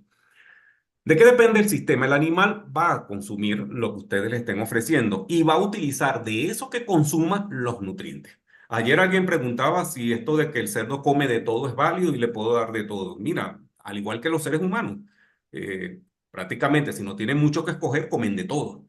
Que todo les sirva, no. Entonces yo le puedo estar dando a un cerdo en pastoreo un alimento de media, baja calidad, y miren, sí, el animal va a comerlo, de eso va a tomar lo que necesite, va a producir, por supuesto, a una menor tasa que si el alimento está el cerdo está consumiendo un alimento balanceado de acuerdo a sus necesidades. Entonces, esto no tiene tanto que ver con el metabolismo. O sea, el metabolismo de ese cerdo va a ser muy similar al metabolismo en cuanto a capacidades de un cerdo criado en forma intensiva. Esto tiene más que ver con las disponibilidades de nutrientes en sangre o en linfa. Eso es lo que condiciona. Si yo a ese cerdo, digamos como dicen ahí, en sistemas abiertos, o sea, no en sistemas estabulados, si ese cerdo en sistema abierto le garantizo nutrientes en cantidad suficiente y en calidad suficiente para que produzca, va a producir. Lo que pasa es que normalmente esos sistemas abiertos o esos sistemas no estabulados, no intensivos, se asocian también a dietas de menor calidad. Que el animal va a producir, sí, pero en una tasa menor y lo que va a demorar en producir es mucho más que si el animal estuviese en un sistema controlado, con ambiente controlado, que no le esté pegando el sol, que no haya ratas, o sea, en un ambiente donde tenga una dieta balanceada. O sea, el tipo de sistema, por supuesto, tiene que ver con las disponibilidades o las capacidades económicas de cada quien, pero no hay mucho que demostrar el hecho de que los sistemas intensivos son muy eficientes en producción. Por supuesto, a un costo elevado y las ganancias son mínimas, ¿no? Normalmente la rentabilidad no tiene que ver con que el sistema sea intensivo. Probablemente los sistemas a pastoreo son más rentables porque se invierte muy poco y se saca algo. Los sistemas intensivos se invierte mucho, ¿verdad? Y se gana poco por cada animal, pero como hay muchos animales, terminan generando una gran cantidad de dinero. Ok, la otra pregunta es, ¿cómo se define cuánta cantidad de alimentos se debe dar a un lechón o a un cerdo adulto? Fíjense, en el grupo y en internet existen muchas tablas. Tablas que son dirigidas a definir la relación entre consumo y producción. O sea, le dan una tabla de cuánto debe ir consumiendo el animal y qué nivel, qué parámetros productivos tiene que tener. Obviamente esas tablas son diseñadas con alimentos balanceados, no con alimentos no tradicionales. Entonces, ¿cuánto alimento debe consumir el animal, ya sea un lechón o un cerdo adulto, para producir lo que yo desee que produzca? Depende mucho de la calidad de ese alimento. Si yo le estoy dando un alimento balanceado y le tengo condiciones que le garanticen un ambiente de confort, que haya higiene, que no esté dentro de estructuras que no sean cómodas para el animal, o sea, que tenga bienestar animal, pues miren, es muy fácil saberlo porque simplemente se buscan las tablas de las líneas genéticas o las tablas adaptadas a los animales mestizos y simplemente ahí te dicen cuánto alimento debe consumir y cuánto debe producir. Y bajo las condiciones de manejo, eso va a suceder. Cuando estamos hablando de sistemas ya menos tradicionales, donde la dieta no es muy controlada, donde se usan materias primas que no se conoce su composición, ya es más difícil definirlo. Simplemente ahí lo que tenemos es que dar la cantidad de alimento necesaria para obtener la producción que queremos. ¿Que queremos que el animal gane 500 gramos diarios? Pues démosle la cantidad de alimento para que él gane 500 gramos diarios. Obviamente ahí existe una limitante que es el tamaño del tracto digestivo. El animal no puede consumir a voluntad, o sea, no puede consumir hasta reventar. Entonces, si el alimento no es de una calidad muy elevada, o sea, que tenga mucha fibra, por ejemplo, cuando hablan de alimentar animales con caña de azúcar o con restos de cosecha, pues hay una limitante al consumo. El animal come hasta donde su estómago se lo permita. Llega un momento en que tiene sensación de saciedad y se va a acostar, a descansar. Obviamente ese animal se siente lleno, pero no va a cubrir sus necesidades. Entonces, cuando vamos hacia dietas ya más elaboradas, que incluso vienen hasta peletizadas, el animal con consumo muy reducido puede cubrir sus necesidades. Entonces, ¿cuánto debe consumir y cómo se define la cantidad? Entre la calidad de lo que le estoy dando y la respuesta que quiero obtener. Ok, ¿Qué tan cierto es que el suministrar auyama en la dieta de machos reproductores tiene un apoyo en la calidad seminal? Sí, hay algo de cierto en eso, ¿no? Hay algo de cierto. Fíjense ustedes, les voy a sacarlo, no tiene que ver con cerdos, no se usa en cerdos, pero probablemente dentro de poco se comience a utilizar eso en cerdos también. En gallinas reproductoras se utilizan pigmentantes, cantasantina básicamente, se le coloca a las gallinas reproductoras, o sea, las que generan los huevos fértiles, para que esos pigmentantes funcionen como antioxidantes y los antioxidantes son muy requeridos por el embrión. O sea, en la medida que tenemos mayor cantidad de antioxidantes en un huevo fértil, hay mayor incubabilidad. Eso lo podemos traducir a esto que están consultando de dar auyama en los animales, este, porque la auyama tiene una gran cantidad de pigmentantes. Entonces, una parte de esos pigmentantes que consumió el animal con esa materia prima va a pasar a la sangre y de ahí va a pasar hacia el feto. Y ese esfuerzo que hacemos en reducir el daño oxidativo en el feto se va a reflejar en un mejor proceso reproductivo. O sea, esto que viene de un conocimiento popular, hoy en día la ciencia ha demostrado que tiene fundamento y probablemente en el futuro cercano se empiece a recomendar la colocación de pigmentantes en la dieta de cerdas reproductoras, como hoy día se hace en el área de aves reproductoras, de gallinas reproductoras, de pavos reproductores, todos llevan pigmentantes, exactamente para mejorar la calidad reproductiva. Cuando hablamos del agua sobre el pH, ¿se puede agregar cloro o vinagre al agua del cerdo como método para controlar la calidad? ¿A qué concentración? No, normalmente se utiliza, la concentración varía mucho con respecto a la calidad inicial, o sea, por ejemplo, el vinagre, como les comenté casualmente hace poco, el vinagre es ácido acético, un ácido graso, de una gran potencial reductor de pH. Entonces, sí, yo puedo colocar pH. ¿Cuánto? Depende de qué pH tiene el agua originalmente. Si es una agua muy dura, es un agua que tiene un pH muy elevado, debería yo colocar la cantidad de pH suficiente para bajarla al menos a 5. Si es un agua que está en un pH 6, va a necesitar mucho menos. Y el cloro se utiliza con dos funciones, uno como regulador de pH y la otra función importante del cloro es controlar poblaciones microbianas en el agua, porque es un potente desinfectante. Entonces, normalmente el cloro, más que como controlar pH, que sirve, se usa como sanitizante de agua para desinfectar el agua y que el animal no esté consumiendo un agua que esté cargada de microorganismos que luego van a crecer en su tracto digestivo. Entonces, en ambos casos, en esto no hay mucho de receta, es que depende mucho de la calidad de agua. Si yo tengo un agua de buena calidad, es que ni cloro necesito. Si tengo un agua de muy mala calidad, voy a empezar a necesitar cada vez un poco más de cloro y eso se mide en partes por millón. O sea, en las partes por millón que debe tener al final el agua que va a consumir el animal. Y en cuanto al vinagre, que se puede utilizar efectivamente para controlar pH, no sé si sea lo más rentable utilizar vinagre, creo que los acidificantes comerciales son más económicos, es lo mismo, depende del pH que tenga yo al agua. Al comienzo, en función de ese pH, yo adiciono vinagre de modo tal de generar, como les he dicho, un agua entre 4,5 y 5 de pH. Será más cuando el pH es muy alto en el agua, será menos cuando el pH sea más cercano a esos valores. Ok.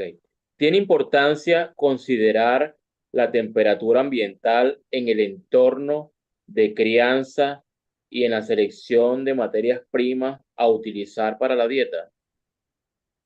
Básicamente, en esto está muy asociado al metabolismo del animal. Y los alimentos se controlan de forma tal de yo garantizar qué cantidad de energía metabolizable va a llevar mi alimento y cuál es el vehículo de esa energía para que cuando el animal lo consume genere poco calor corporal. ¿Qué sucede en este caso? Los alimentos llevan una fracción de aceite y unas fracciones de almidón que van vía los cereales que llevan, maíz, soya, trigo, sorgo, etcétera. Bueno, la soya no es un cereal, una oleaginosa, pero que también lleva almidón en todo caso. Entonces, ¿qué sucede? Yo al alimento o se le coloca aceite de modo tal de cubrir una fracción de la energía. La otra fracción va cubierta con el almidón. ¿Qué sucede? Que Yo coloco aceite porque el aceite, o se coloca en las dietas aceite porque el aceite genera menor cantidad de calor corporal.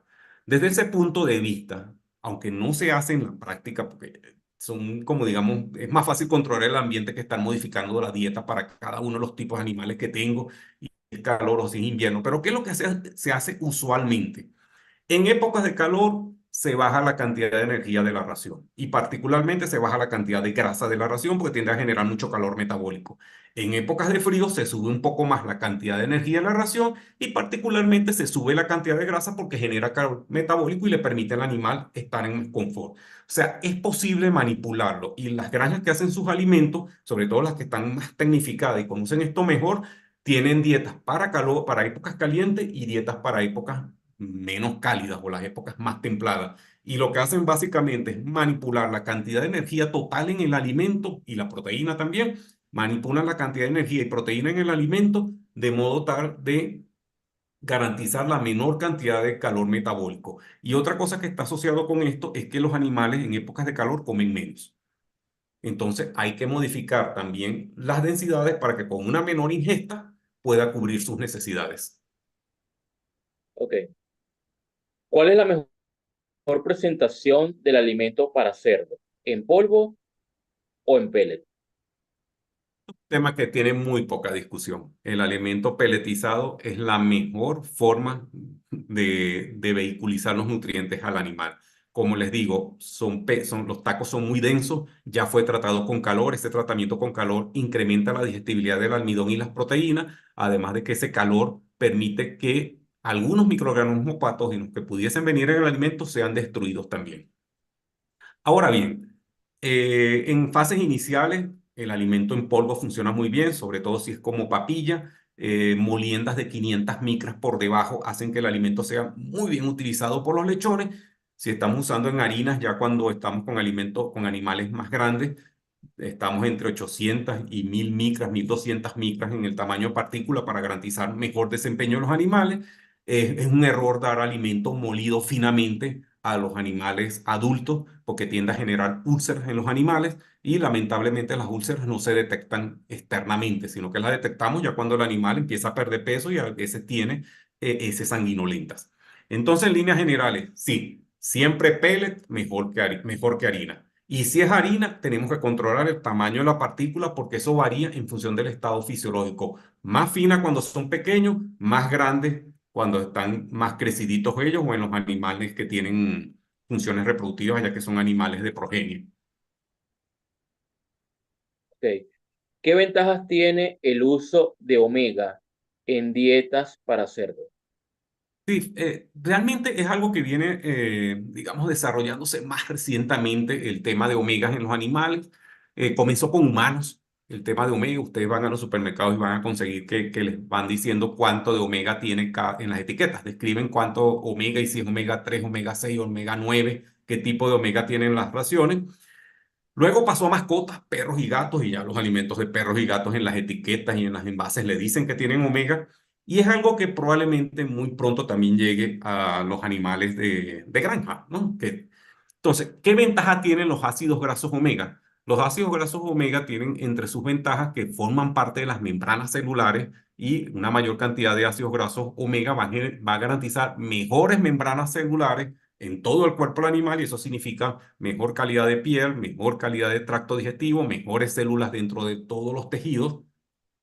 Y los ácidos grasos omega se han asociado mucho también a la calidad reproductiva en humanos y en mascotas, con lo cual probablemente también mejore la eficiencia reproductiva de la cerda, el uso de omegas. De momento se ve lejos el uso de ácidos grasos omega por el costo. Es posible que cuando avance la tecnología bajen de costo y ya se pueden incorporar en las raciones para animales de granja. Pero de momento se ve muy lejos. Algo de omega llega a la dieta en las materias vegetales, tienen ácidos grasos omega, muy pocos, pero tienen una cantidad importante. También pueden llegar si estamos utilizando harinas cárnicas, harina de pescado, harina de carne y hueso, ahí va algo de omega, pero de momento ni siquiera las tablas nutricionales consideran la incorporación de ácidos grasos omega en las raciones de estos animales, más por un tema económico. Va a ser muy difícil en este momento que justifiquen ustedes producir una carne de cerdo que hayan sido alimentados con ácidos grasos omega. Probablemente en el futuro, como ocurre con todas las tecnologías, se empiezan a popularizar, bajan de precio los productos y ya se podrán incorporar con el agregado de que la gente podrá vender la carne y decir, mira, mi carne tiene ácidos grasos omega, así que vale más que la carne que no lo tiene y se ha utilizado como un elemento de mercado. Ok. ¿Hay algún estudio en los alimentos para cerdos que evalúen la presencia de agroquímicos en las materias primas? Oye, no lo he leído yo. Con toda seguridad debe existir. No solo en las materias primas para hacerlo, sino en las materias primas para humanos también.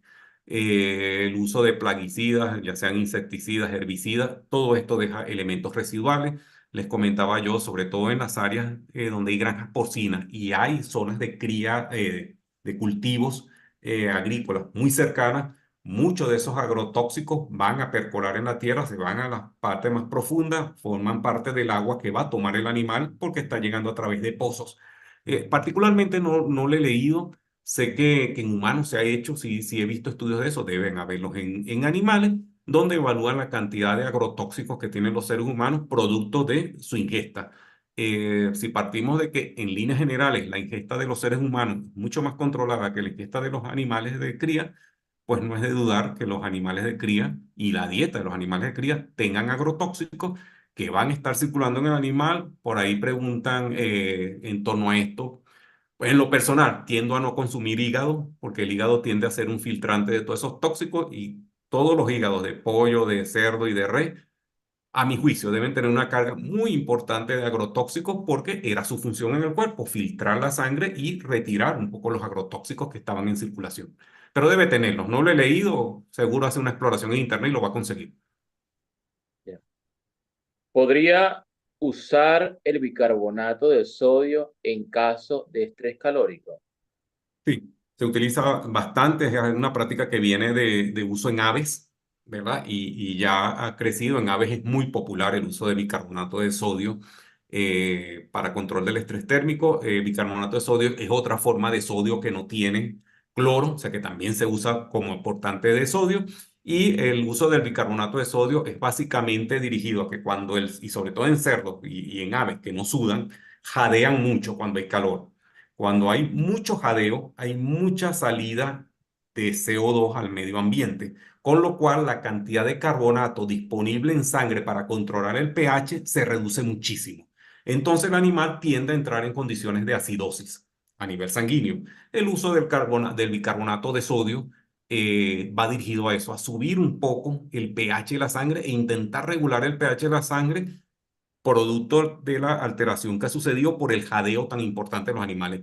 Sí se utiliza bicarbonato de sodio y se utiliza también vitamina C. Vitamina C sobre todo y la combinación de bicarbonatos con vitamina C porque la vitamina C ayuda a reducir el daño oxidativo que ocurre en un animal sometido a estrés térmico también. En el caso de los alimentos que usted nos indica que la información de la etiqueta no corresponde, ¿cómo hacemos en ese caso para obtener un alimento que cubra las necesidades del cerdo? Sí. No les dije exactamente que no corresponde. Lo que les dije es que no tienen suficiente información para saber si en verdad tiene el perfil de nutrientes que requieren mis animales. Me hablan de proteína, pero no de aminoácidos, y el animal no absorbe proteína, absorbe aminoácidos. Me habla de grasa, pero no de ácidos grasos, el animal absorbe ácidos grasos. Me habla de fibra, pero el animal utiliza muy limitadamente la fibra. Me interesa más cuánto glucosa tiene o cuánto almidón, si acaso. O no me dicen cuánta energía tiene, el animal necesita energía. Entonces, lo que yo le digo no es que la información no corresponde, es que no es suficiente como para saber. A nivel de productor, ¿qué puedo hacer yo como productor para saber si el alimento está bien o no está bien? En primer lugar, comprarlo en una casa comercial seria, reconocida. Eso de que nos vienen vendiendo un alimento mucho más económico que lo que existe en el mercado, pues por supuesto, nadie está dispuesto a perder. Ese alimento tiene materias primas de menor calidad, ¿verdad? Y que por tanto son más económicas en el mercado y les permiten hacer ese alimento más económico. Que me vienen vendiendo un alimento que con una funda, pero la funda me parece rara, pero el precio es muy bueno. Obviamente eso no existe en el mercado, o sea, cosas económicas en el área de nutrición al menos muy difícil, cosas muy económicas y que sean buenas. Y lo otro, como me decía un amigo, al fin y al cabo los animales hablan y hablan en voz alta. O sea, si usted le está dando el alimento a los animales y están respondiendo en función de lo que usted estima que debe ser la respuesta de esos animales, ahí no hay duda, el alimento está bueno. Si pasa lo contrario, el animal le está dando un mensaje y le está diciendo aquí hay un problema. Que si descartamos el tema de salud y manejo, pues es un problema el alimento. Recuerden que ustedes que buena parte de la respuesta de los animales depende de lo que comen. Y con esto no estoy menospreciando salud ni todo, ni manejo, etcétera. Pero sí es claro que buena parte de lo que es la respuesta en producción de los animales depende de qué nutrientes tengan en sangre. Y eso depende de la calidad del alimento que le estemos dando. Entonces, básicamente, esas dos cosas, las etiquetas nunca van a tener la información completa. Dependemos de una casa comercial seria que vendan alimentos de calidad y en función de lo que son las necesidades nutricionales y de lo que me digan los animales en cuanto a su respuesta. ¿Qué problemas a nivel del tracto digestivo puede ocasionar un agua con pH mayor a 4,5? El problema es, o sea, no mayor a 4,5, entre 4,5 y 5 que les dije. O sea, podríamos estar más cerca de 5 y no pasa nada todavía. En la medida que elevamos el pH, es lo que les comenté, las bacterias patógenas son muy sensibles a pH ácido. Entonces, si ellas consiguen un pH cada vez más elevado en el tracto digestivo, van a proliferar de manera más eficiente y lamentablemente tienen unas capacidades de crecimiento mucho mayores que las bacterias benéficas.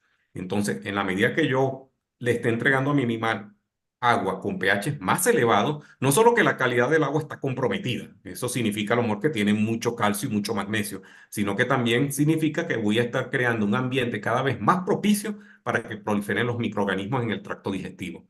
De hecho, y aunque no tiene nada que ver con la charla, buena parte del uso de probióticos que ustedes ven que se utilizan en la alimentación de animales tiene que ver con eso, con entregar al animal microorganismos benéficos que colonicen el tracto y evite que crezcan las bacterias patógenas.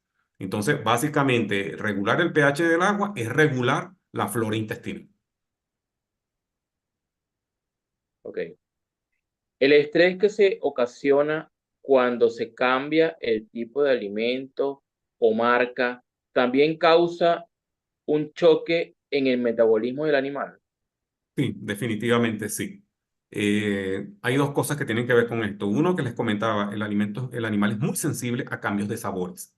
Entonces, el hecho de que yo tenga un animal, un alimento con 18% proteína, pero que las fuentes de esa proteína sean distintas, el animal lo identifica inmediatamente y siempre reduce el consumo. Ustedes se darán cuenta cuando hay cambios de alimento, el animal siempre tiende a reducir el consumo.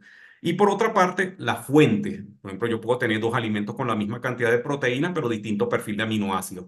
Eso, evidentemente, a nivel metabólico va a generar también un estrés, ¿verdad? Ya sea un estrés dirigido a que convoque a la mejora o un estrés que convoque a un deterioro de la respuesta productiva. Entonces, sí, los cambios de alimentos, si son muy diferentes los alimentos en cuanto a sus perfiles nutricionales, van a generar una respuesta en los animales.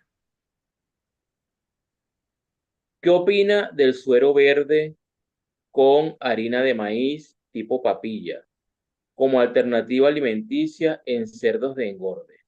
O sea, suero verde crudo del día.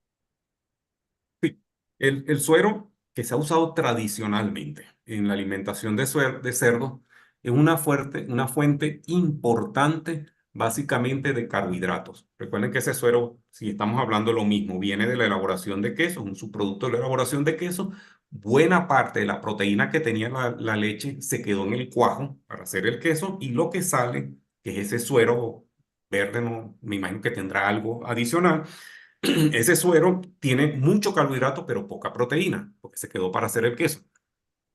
Entonces, si funciona el suero verde con harina de maíz, volvemos a lo que decía lo mismo, depende de lo que ustedes quieran como respuesta al animal. Recuerden que ese suero verde, eso debe ser, cuidado si no más de 93% agua. O sea, lo que le estamos dando al animal es agua y el agua no se transforma en peso, digo, ¿verdad? Más allá de lo que es la hidratación del animal.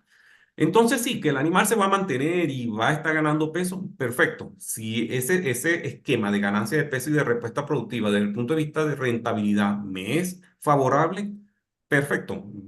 úsenlo y úsenlo bien, tengan cuidado de la calidad del suero, por ese suero pueden venir también muchas bacterias dañinas al animal. Si es un suero de buena calidad, que no está fermentado, perfecto, pero tengan presente algo, en la medida que yo le doy más agua en el alimento al animal, menos kilogramos de peso voy a obtener en un tiempo determinado.